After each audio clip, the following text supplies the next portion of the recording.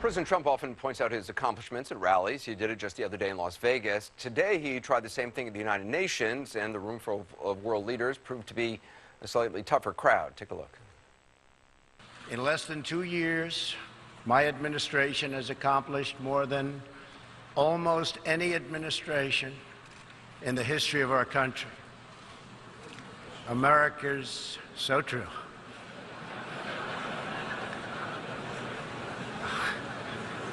Didn't expect that reaction, but that's okay.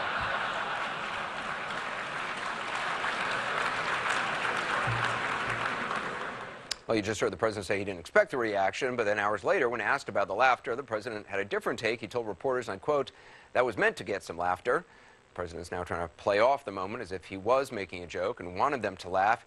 You'd think he wouldn't want that. After all, for years, he's been critical of the work on the world stage by his predecessor, using a key phrase over and over. The world is laughing at us, folks. They're laughing at us, at our stupidity. They laugh at us. They're laughing at us. It's just crazy what's going on. Everybody's laughing at us. They're laughing at us. We don't know what we're doing. They're laughing at us because they think we're stupid. The whole world is laughing at us. They're laughing at this, at what's going on in our country. The world laughs at us, folks. The world laughs at us.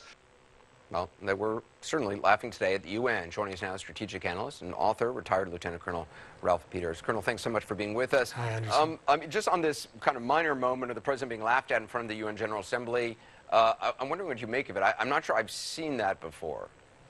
Well, I think it tells you that the nations of the world and their leaders and governments have priced Trump into the strategic marketplace, as it were. They feel like, okay, this is Trump. We know it's going to be bad, but we're going to get through it. And it's pretty grim when the world is indeed laughing at and mocking a U.S. president. But that's where we are, Anderson. And, you know, when I listened to the speech this morning, there was much to worry about. But I had to say that at the end of the day, I was a little bit relieved because, you know, instead of getting the Black Death, we just got influenza. You were expecting, from what you're saying, you were expecting worse. I mean, the president's message today, it seems to be fairly consistent to what he said last year, obviously not using, you know, Kim Jong-un calling him Rocket Man. You know, he actually thanked him for what he described as his courage. Yeah, which was just plain nutty.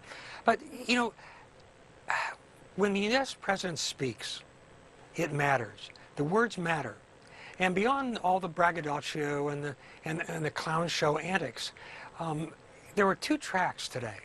One was the immediate problems facing us. And the other, though, was much deeper, and I think a lot of people missed it. When Trump kept going on and on and on about patriotism and sovereignty, patriotism and sovereignty. Words mean different things to different people in different countries and cultures. To us, patriotism, we think defending our country. It's a good thing. Sovereignty, well, of course we want a sovereign nation with controlled borders. But in much of the world, when Trump says patriotism and sovereignty, they hear nationalism and basically that they're impermeable to blame, that they can get away with whatever they want within their own countries. And you know, there is a line somewhere out there, it's a little fuzzy, between honorable patriotism and rabid nationalism. And when Trump preaches what amounts to extreme nationalism, you're dragging the world back toward the 20th century, back to the 1920s and 30s. Nationalism, extreme nationalism, as opposed to honest patriotism, was the plague that, bursting out of the 19th century, just ravaged the 20th century in tandem with extreme ideologies, communism, Nazism, etc. And you're saying so he doesn't know this. Saying the that president today doesn't get it. gives freedom to other countries to make that same argument. Yeah, I certainly does. It gives license, I should say. Yeah, exactly. It gives them license, and they hear, again, it's unleashing the demons that the last 7 decades of peace have largely contained, at least in the more economically developed world. And when he talks about sovereignty, again, to us, that means one thing. But to the bad actors around the world, that means I can do whatever I want within my borders. I can kill whoever I want. I can imprison whoever I want.